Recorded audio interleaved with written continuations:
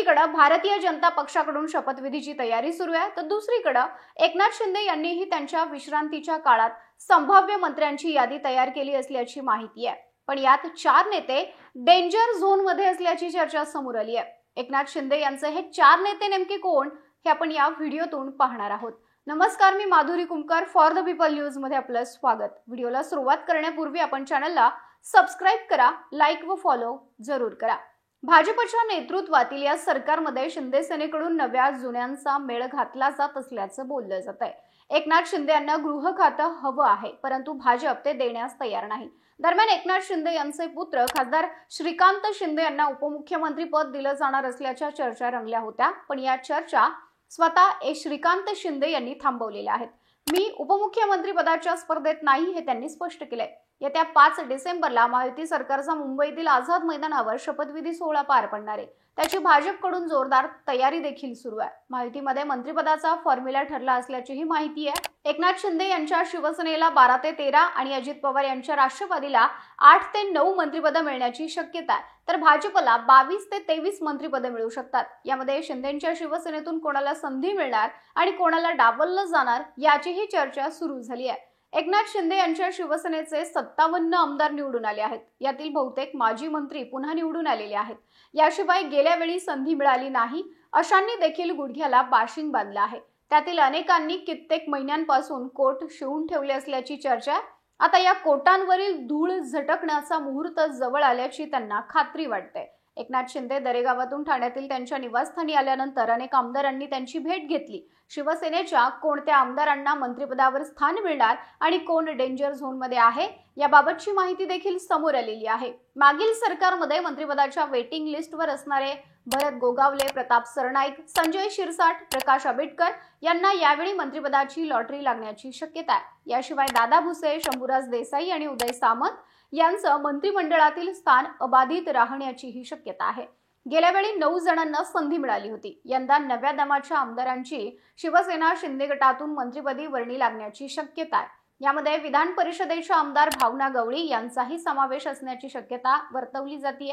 तर अब्दुल सत्तार, संजय राठोड, तानाजी सावंत आणि दीपक केसरकर हे शिवसेनेचे 4 माजी मंत्री डेंजर झोन मध्ये असल्याचं बोललं जात आहे। अब्दुल सत्तार हे 2019च्या महाविकास आघाडी आणि त्यानंतर महायुती अशा दोन्ही सरकारमध्ये मंत्री होते। इतकंच नाही तर विधानसभा निवडणुकीच्या आधी एकनाथ शिंदे यांनी त्यांना पालकमंत्री पद देखील दिलं होतं।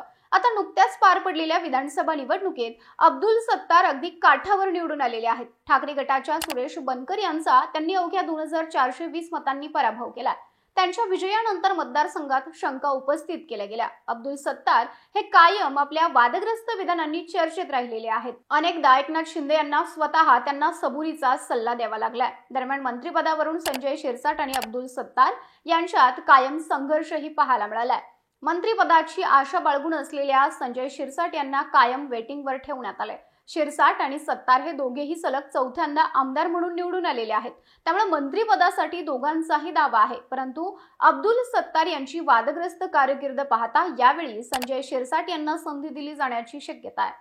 अब्दुल सत्तार यांना भाजपच्या स्थानिक नेतृत्वाकडून देखील कायम विरोध राहिलेला आहे, त्यामुळे यावेळी देखील सत्तार यांना विरोध होऊ शकतो। त्यांच्याऐवजी मंत्रिपदाची आस लागून राहिलेल्या संजय शिरसाट यांच्या नावाचा विचार केला जाऊ शकतो। संजय राठोड यांचा देखील पत्ता कट केला जाण्याची शक्यता आहे। राठोड यांची देखील कारकीर्द ही वादग्रस्त राहिलेली आहे।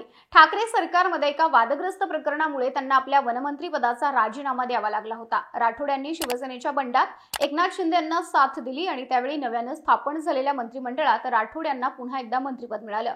मात्र त्यानंतर भाजप नेत्या चित्रा वाघ यांनी त्यांच्यावर टीकेची झोड उठवली होती। संजय राठोड यांना देखील भाजपचा विरोध राहिला, त्यामुळे आता राठोड यांचा पत्ता कट केला जाऊ शकतो। तानाजी सावंत यांचं नाव देखील डेंजर झोन मध्ये आहे। सावंत हे देखील टीकेच्या केंद्रस्थानी राहिलेले आहेत। ते आपल्या वादग्रस्त विधानांमुळे सतत चर्चेत राहिलेले आहेत। यावेळी मंत्रिपद देताना अमित शहांनी काही निकष लावल्याचंही बोललं जात आहे।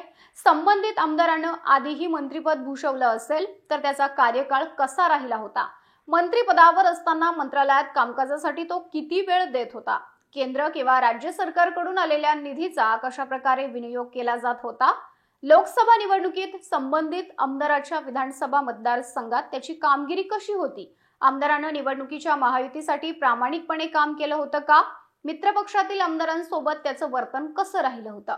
महायुती अडचणीत येईल असं मित्रपक्षांबाबत एखादं विधान केलं होतं का? संबंधिताला वादग्रस्त वक्तव्य करण्याची पार्श्वभूमी आहे का? या निकषात जो आमदार बसणार नाही त्याला मंत्रिपद नाही अशी माहिती समोर आली आहे. त्यानुसार तानाजी सावंत यांना पुन्हा मंत्रिपद मिळण्याची शक्यता कमी आहे. दीपक केसरकर यांचं नाव देखील डेंजर झोन मध्ये आहे. एकनाथ शिंदे हे तब्येत ठीक नसल्याच्या कारणास्तव आपल्या दरेगावी गेले होते. त्यावेळी त्यांना भेटण्यासाठी दीपक केसरकर हे देखील साताऱ्यामध्ये पोहोचले होते. मात्र केसरकरांना बंगल्याच्या गेटवरून माघारी परतावं लागलं. त्यामुळे आपल्याला पुन्हा मंत्रिपद मिळणार की नाही याबाबत केसरकरांच्या मनात देखील धाकधूक असल्याचं बोललं जातंय. शिंदे सेनेचे असे हे 4 माजी मंत्री डेंजर झोन मध्ये आहेत.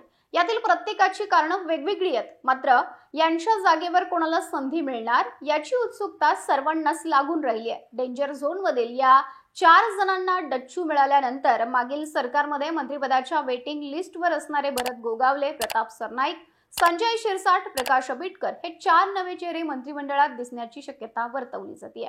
तुम्हाला शिवसेनेच्या या 4ही नेत्यांविषयी काय वाटतं? तुमचं मत कमेंट करा. व्हिडिओ आवडल्यास लाईक करा आणि फॉर द पीपलला सबस्क्राईब, लाईक व फॉलो करायला विसरू नका.